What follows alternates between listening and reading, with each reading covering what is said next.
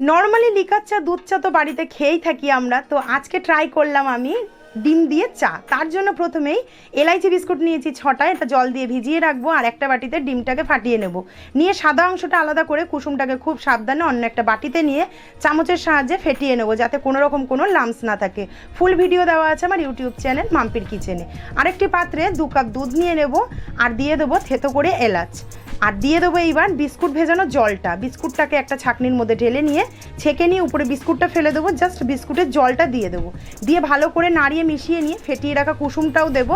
সাদা অংশ দেওয়া যাবে না কিন্তু এখানে একটুও, তাহলে কিন্তু আঁশটানি গন্ধ বেরোবে। এবার খুব ভালো করে মিশিয়ে ওভেনে বসিয়ে দেবো। টকবক করে ফুটে উঠলে 3 চামচ চিনি, 4 চামচ চা পাতা দিয়ে খুব ভালো করে দেখো হাতার সাহায্যে উপর নিচ করে চায়ের কালার এসে গেলে একদম গরম গরম চা এই বর্ষার দিনে সার্ভ করে দাও। কাউকে যদি বলে না দাও যে এটা তুমি ডিম দিয়ে বানিয়েছো, কেউ ধরতেই পারবে না। দুর্দান্ত হয়েছিল এই চা, অবশ্যই